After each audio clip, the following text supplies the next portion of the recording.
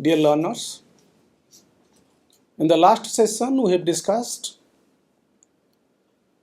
the nature and scope of public relations, in which we have discussed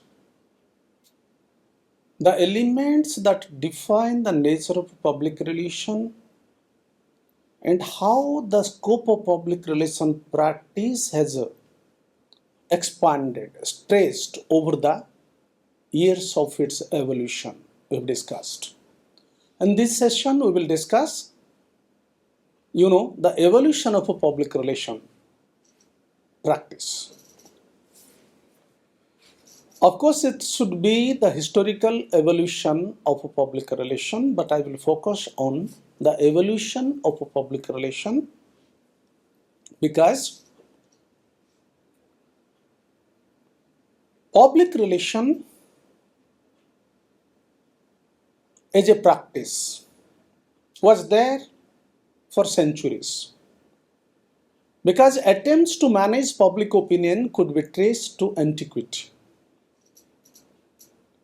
Humanity was always concerned for public opinion. They took care to shape public opinion, favorable public opinion. There were different forms in which the practice of managing public opinion was done. But public relation as a modern organized attempt took roots during the first decade of the 20th century. It took roots as a response to counter media criticism of a business. Because actually public relations started during the post-industrialization era. Where there was a clash of interest between business and the public. The public was increasingly feeling that the business was interested in generating more and more profit. It has nothing to do with public interest. It has nothing to do with sufferings of the people. This was the dominant perception of the public. So there was a clash of perception between the media and the public. Between the business and the public. And the media tried to reflect on the clash of interest between the business and the public. And it started reporting business as anti-public. Corporate activities, corporate as anti-public, as selfish, as profit-minded, like that. The kind of journalism that started in the post-industrial revolution era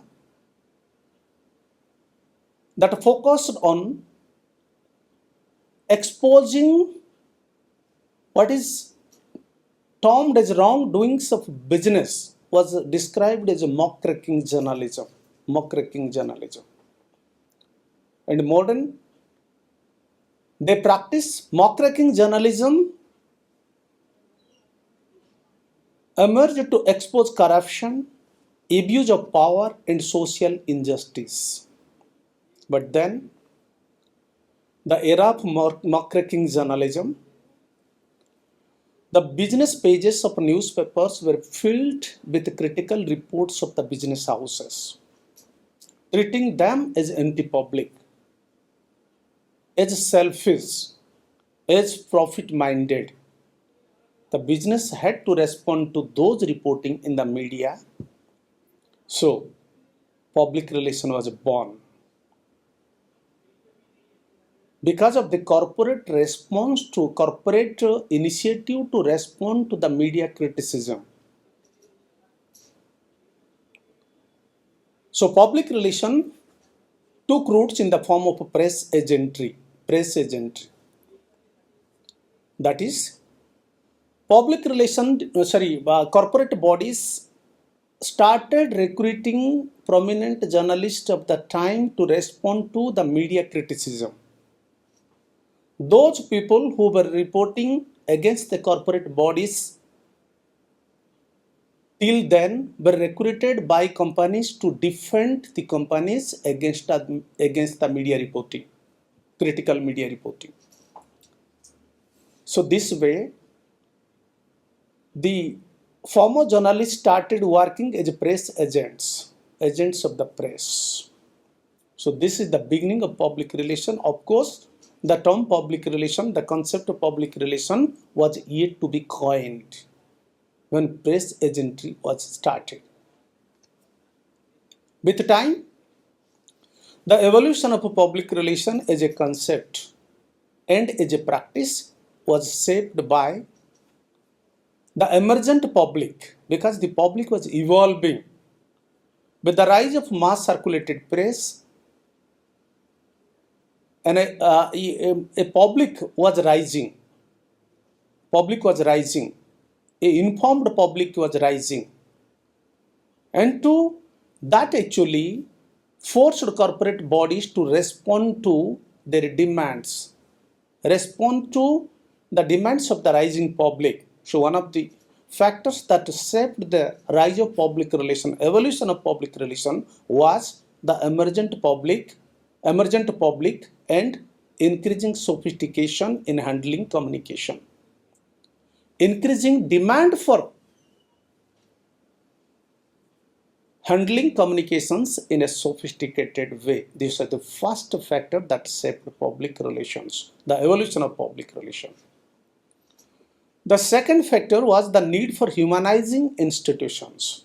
At the time, I have already mentioned, organizations were treated as anti-human, selfish, without any commitment to public interest, to the sufferings, without any concern for suffering of the people. So companies realized the need for humanizing the institution. That is, they wanted to change the public perception that organizations are not concerned about sufferings of the people. The companies wanted to change that perception. And for this growing perception shaped public relation as a modern function. And the third most important factor that shaped public relation was the advent of new tools and techniques of communication. Communication has always been driven by technology. Technology defines the nature of communication. So with new technologies, advent of new technologies, the sophistication in communication changed with time. It emerged to be sophisticated processes. So collectively, the emergent public, the need for humanizing institutions, and the advent of new techniques and tools of communication placed public relation is very important, is a vital corporate function to manage relationship of the companies or organizations with the publics. This is what shaped the evolution of a public relation to a great extent. Evolving role, talking about even several experts and researchers have tried to conceptualize the evolution of a public relation, how it has evolved over time, how the role of public relation changed over time, how the social changes in the nature of the public, changes in the nature of communication also shaped public relation that has been studied by many researchers across the world. And one of those, F. Crofts and J.T. Pinkosh, they have tried to codify, they have tried to depict the evolving role of public relation as a five-stage evolutionary model. They have presented a model to explain the evolution of a public relation. Of course, there are other authors who have also tried to explain the evolving role of a public relation. But let us focus on this. According to Croft and Pinkosh, public relation, the evolving role of a public relation can be presented as a 5-stage model. The first stage is press agentry. The second was publicity. The third stage was information sharing. The fourth stage was relationship management. And the fifth stage was, organizational positioning. As I have already pointed out, public relation has been evolving with the addition of new responsibility, with the emergence of new roles from time to time. And during the very early stage of public relation, after the Industrial Revolution, press agentry emerged as a response to, muckraking journalism. Press agentry emerged as the first stage of public relation, which was a response to muckraking journalism. That is, the press criticism of the corporate houses, of the business, is anti-public. It was during 1900s. This press agentry function took roots. And with the growing up, organizations or companies gradually realized that only defending the attacks by the media is not adequate. It is not adequate. Only defending what is said against you is not enough. They realized that they need to tell about the good work they are doing, their positive work, what they are doing in social interest, what they are doing in public interest. So this way, publicity emerged as the second stage of public relation. They try to prefer and present information to the public to educate them about what the organizations are doing in public interest, what they are doing in social interest. So this is the second stage of public relation that was defined as publicity that dominated the function from 1940s to 1950s. It was the publicity was the dominant. The third stage of public relation emerged during 1960s and 70s because level of awareness among the public was increasing, growing. The public became more demanding. They wanted more information about the organizations. So, organizations also increasingly responded to the growing demands of the public by sharing information about their processes, their activities, and their social contributions. So it was more than publicity that emphasized on packaging information about the company and its activities and sharing the information with the public to update them about what the organization is doing. A fourth stage of public relation emerged during 1980s and 90s, of course, in the information age era.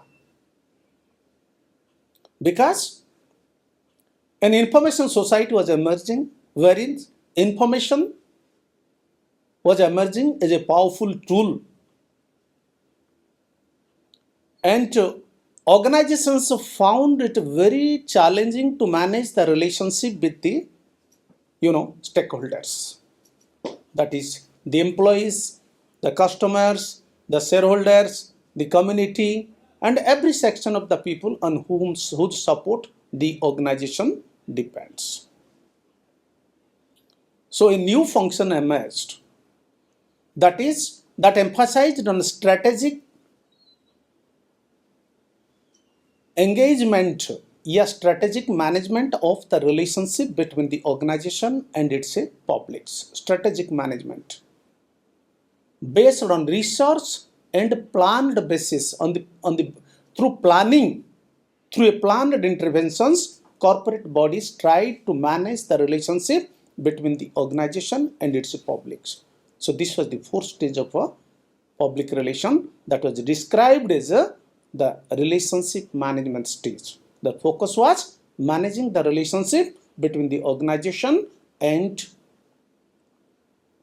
the publics against the rising strains due to social changes and rising competition. Rising competition. There was rising competition.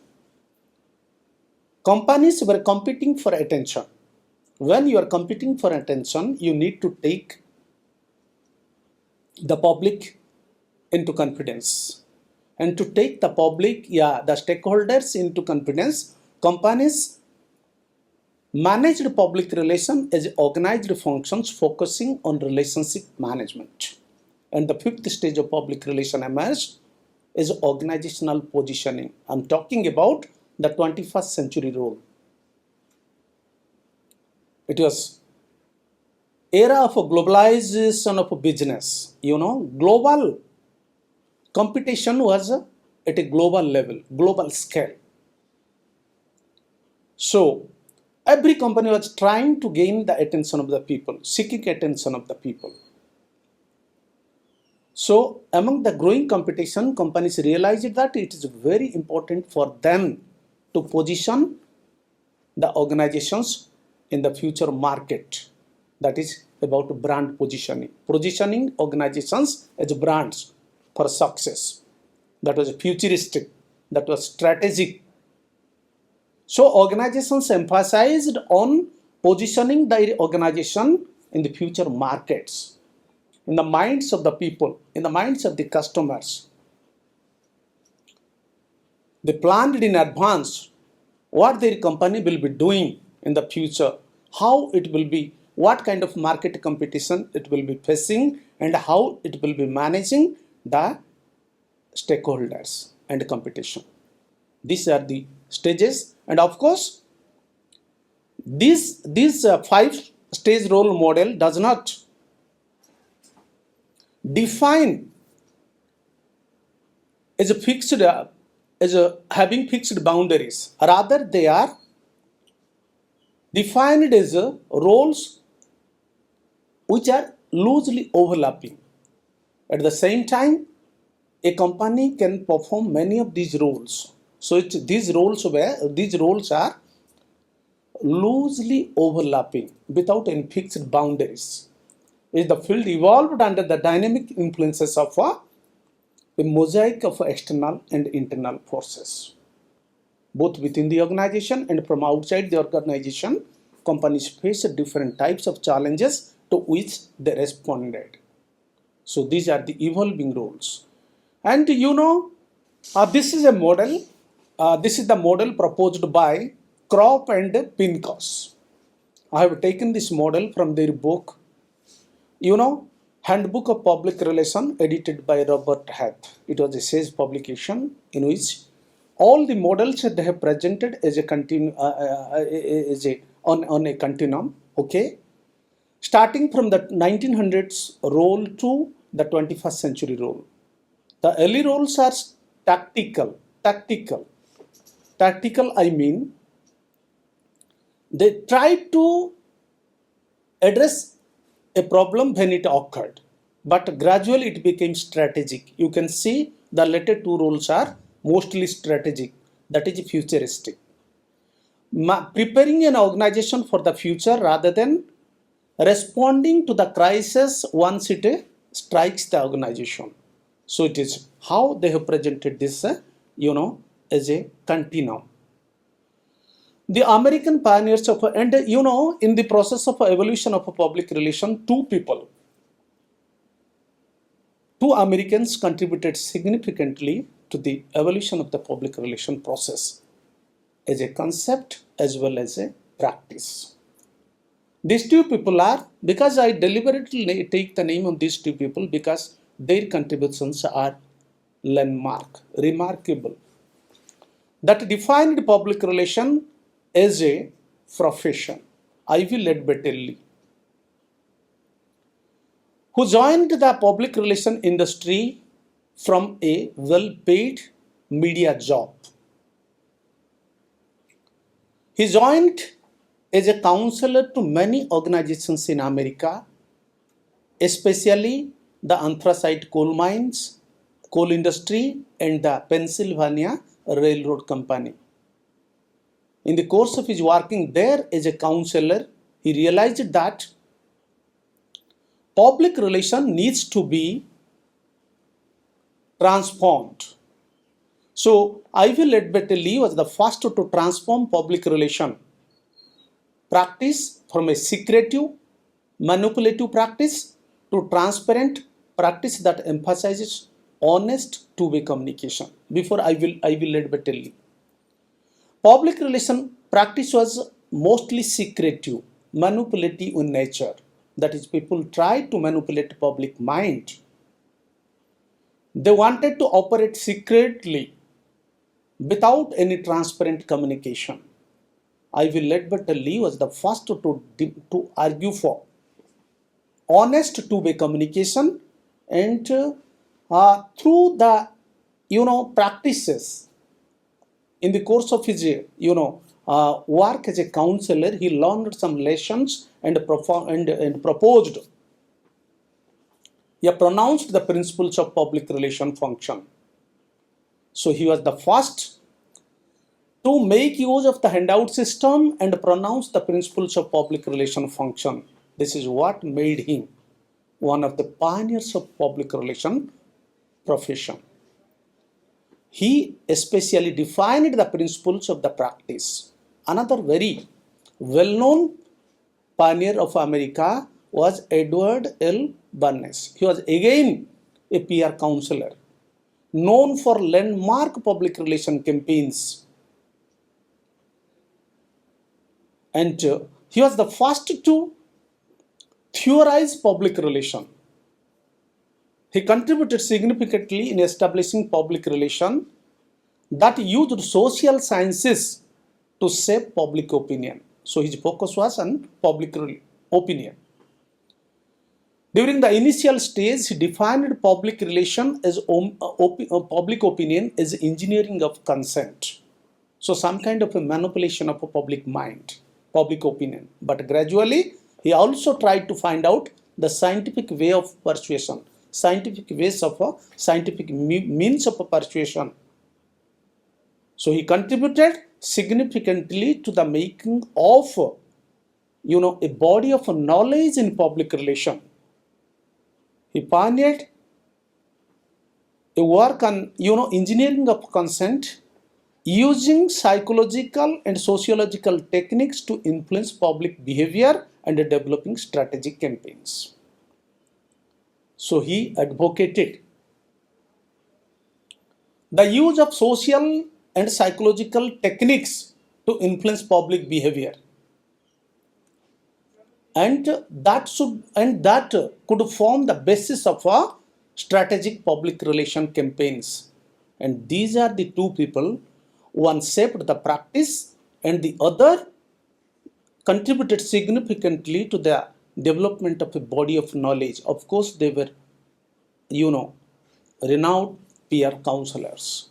For this, they are known as the father of modern public relations. Okay.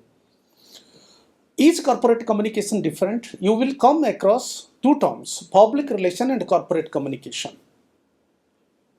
Till there are confusions. Even experts find confusion in defining certain activities as a PR or corporate communication. This is why I want to explain the difference between public relation and corporate communication. Of course, I would like to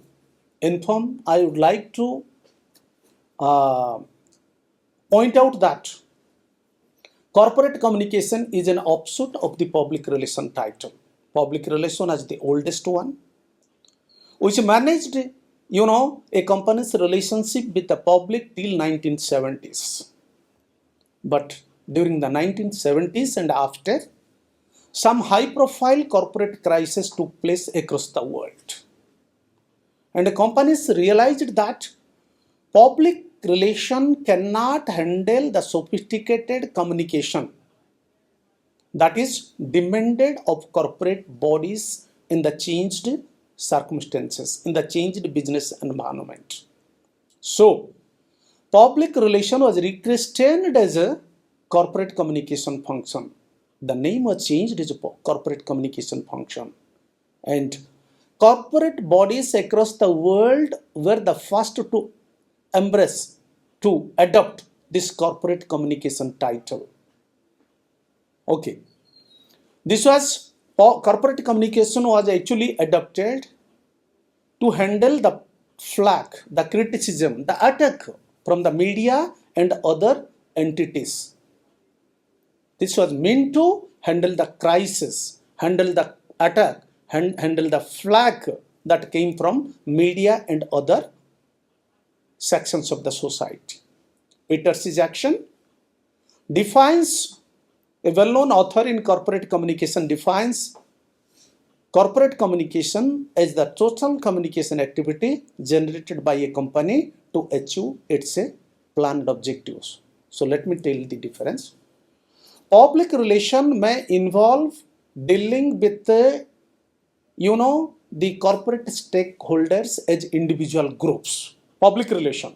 But corporate communication treats the organization as a single entity. Corporate, the term has come from corporate. इसका मतलब body, a single body, a bodily whole.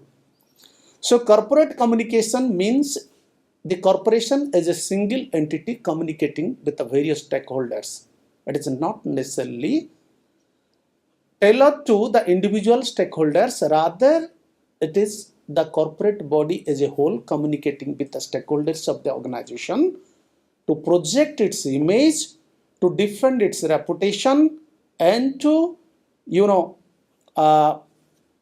foster relationship, understanding between the organization and its publics. So this is the basic difference between public relation and corporate communication. And after it was conceptualized, because I have mentioned that during 1970s, it was realized that public relation is no more adequate to manage the sophisticated communications demanded from organization. It was no more adequate to respond to the sophisticated, communications demanded by corporate stakeholders. This is why public relation was renamed, rechristened as a corporate communication function. And with the rechristening, new functions, it was actually shaped as a new function. It is shaped as a new management function. And today, you can see corporate communication as a function comprising, consisting of various parts that is responsible for various kinds of communication functions of an organization. Among the most important parts of a corporate communication function are corporate image and identity, corporate advertising and advocacy, media relations, marketing communications, financial communication, employee communication, community relations, corporate philanthropy, government relations, and crisis communication. You can see some overlap between what public relation people do and what corporate communication people manage. So this is why often the functions of public relation and corporate communication overlap, because corporate communication basically is communication focused. It strategically manages the corporate body's communication with its stakeholders, but public relation manages every kind of relationship between the organization and its stakeholders. So let me explain each of these functions in brief. Corporate image and identity. It happens to be one of the top functions of a corporate communication department today. Corporate image, I mean how the company is perceived by the public, how the people see the company, what the people think about the company. Okay, this is known as corporate image. That is a company seen through the eyes of its own constituencies, eyes of its own publics. This is corporate image. What corporate identity is? The symbolic manifestation of the company. That is the symbolic way in which the company is presented to the public. It is a means of identifying the company's reality. Corporate advertising is all about advertising the company's image instead of its products and services. Media relations is all about maintaining cordial relationship with the media. Marketing communication is all about managing the company's communications with the customers, with the wholesalers, with the intermediaries, everything. Financial communication is all about managing the company's communications with the shareholders, investors. Employee communication is all about managing the company's communications with its employees. Community relation is managing the company's relationship with the local community in which operate. Corporate philanthropy is all about the company's involvement in the community to improve the quality of life of the people. Government affairs is managing the company's relationship with the government. And crisis communication is preparing the company for any possible crisis and managing the crisis ever if it happens, ever if it strikes a company. So these are the major corporate communication functions today. So this is how corporate communication has evolved as a very powerful corporate management function, incorporating many of these functions. And of course we will discuss these functions in a coming lesson. Okay, in a coming session we will discuss all these in detail. So I hope you understand the parts of the corporate communication function and its importance. Thank you.